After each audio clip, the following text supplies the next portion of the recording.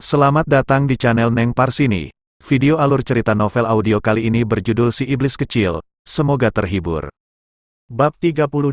Tiga guru muda dari Sekte Pedang Emas merasakan keganjilan saat pemuda yang mengenakan topeng di sebelah putrimu maju lebih dulu. Orang ini dari kekuatannya jelas hanya pemadatan ki, dari mana keberaniannya itu berasal. Wan Ping tertawa terbahak-bahak, hahaha. Kau memang luar biasa. Kuakui kalau kau adalah orang paling berani yang pernah kutemui. Terimalah salam perkenalan dariku. Baru selesai berbicara, Wan Ping tanpa diduga langsung melesat ke arah Wu Chen. Duak, tendangan kaki kanan pria kena telak di dada Wu Chen hingga membuat pemuda itu terbang dan membentur pohon besar. Chen, Chung Li berteriak melihat iblis kecil terkapar di bawah pohon besar. Tenanglah, itu hanya serangan fisik. Jika pemadatan ki biasa memang akan terancam nyawanya, tetapi dia berbeda. Yu yang menahan pundak Chung Li yang ingin melihat kondisi Wu Chen, namun pemuda itu sudah bangkit berdiri. Mata Wan Ping dan dua rekannya terbuka lebar melihat pemuda bertopeng baik-baik saja. Tidak mungkin, dia pasti menurunkan tingkat kultivasinya, pikir Wan Ping. Hanya itu penjelasan yang ada dalam benaknya saat ini. Mereka mulai gelisah karena mengira jika Wu Chen adalah pengawal asli putrimu, pantas saja dia berdiri di dekat putri. Dia cukup kuat, ucap rekan Wan Ping yang bernama Zheng Han. Dia mulai bersikap waspada tidak lagi berani meremehkan lawan. Jangan berlebihan, aku ingat sekarang. Pria ini memiliki ciri-ciri sama dengan pemuda yang mengalahkan Shen Ma di turnamen lalu, bukankah? Putrimu menyatakan kalau dia tidak curang. Kalau tidak salah namanya Chen Chen.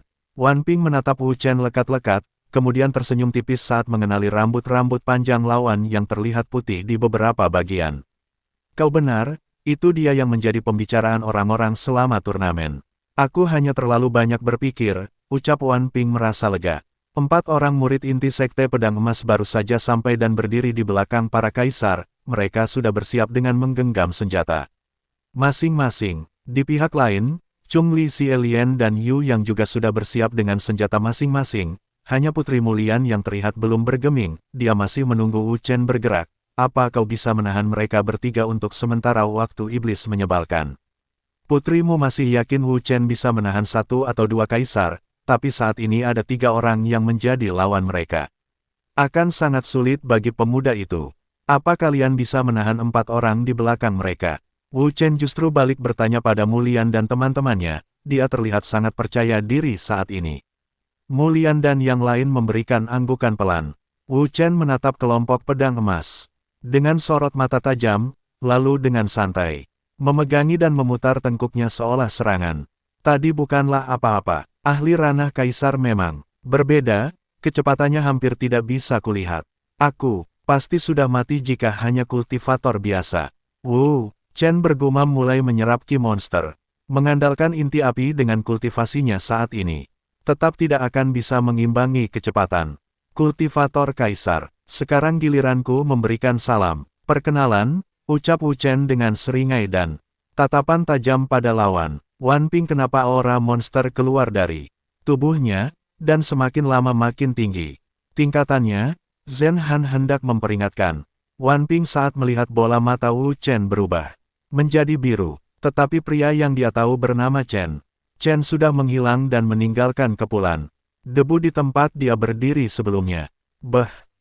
Tubuh Wan Ping tertekuk saat lutut Wu Chen menghantam ulu hati, detik berikutnya dia sudah melayang dan disusul dengan sebuah sepakan keras, yang menerbangkannya hingga punggung, menghantam sebatang pohon, sama seperti saat dia menerbangkan iblis kecil sebelumnya. Kurang ajar, Zhen Han langsung menusukkan tombak ke arah Wu Chen, disusul oleh rekannya dengan menebaskan pedang.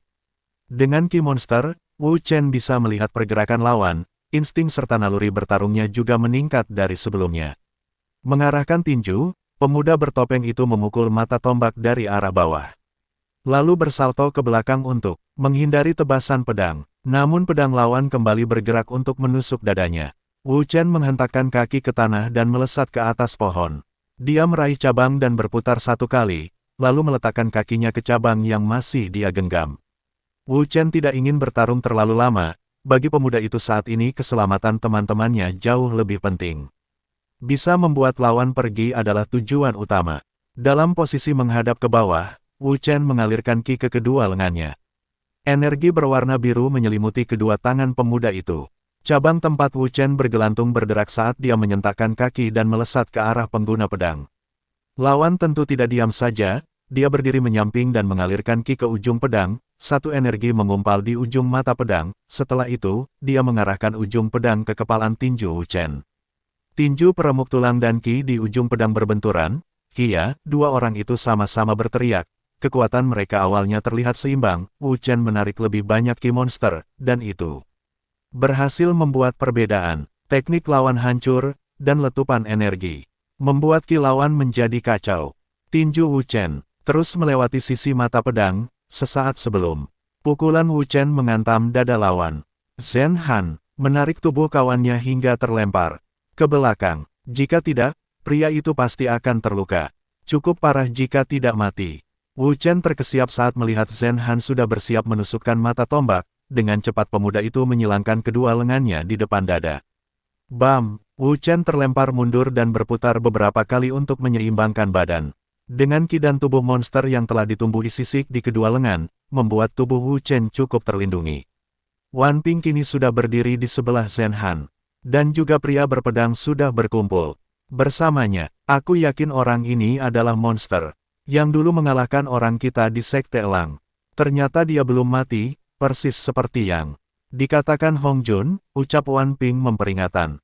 Kedua temannya, Zhen Han memperhatikan Chen Chen, tidak, mungkin dia monster iblis yang telah berhasil bertransformasi menjadi manusia bukan? Kalau benar, kita pasti sudah mati dari tadi. Di tangan Wan Ping kini sudah ada pemukul dari besi berbentuk seperti pemukul kasti yang memiliki beberapa tonjolan. Kita lawan dia, bersama-sama, tidak peduli makhluk apa dia. Sebenarnya, selagi dia musuh, bunuh. Ucapnya Wan Ping sembari meletakkan pemukul di pundaknya.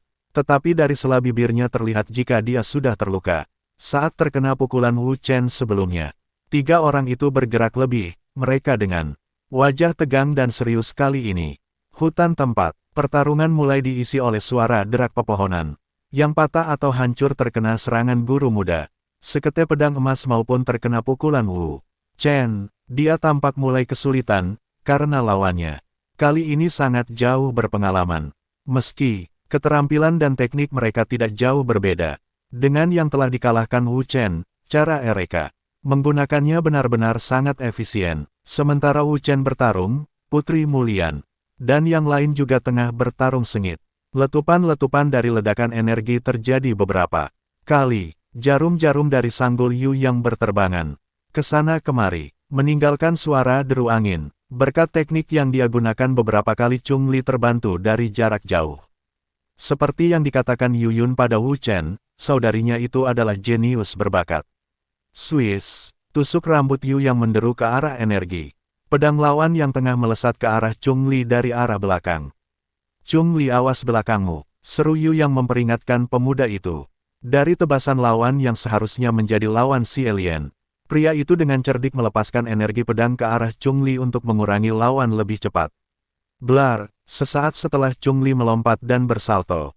Beberapa kali, tusuk rambut Yu yang berhasil menghancurkan energi pedang. Beruntung sejak di Sekte Cakar Naga, Chung Li lebih giat berlatih dari sebelumnya, hingga diangkat murid langsung oleh Tetua Xiao. Itu adalah bukti ketekunan dan bakatnya sendiri. Melihat Chung Li diserang diam-diam oleh lawannya, si alien menjauh. Dia mengarahkan pedang ke depan, lalu menggenggam pedang dengan kedua tangannya. Saat dia melepas pegangan dan membuka telapak tangan, pedang gadis itu tidak terjatuh, tetapi tetap melayang. Ki meluap keluar dari tubuh gadis itu, membentuk burung camar dengan pedang sebagai paruh burung camar. Yu yang tersenyum tipis saat melihat teknik yang digunakan oleh si alien. Ternyata dia sudah bisa menggunakan teknik camar penebas angin. Dia sedikit lega karena teknik itu termasuk teknik tingkat tinggi.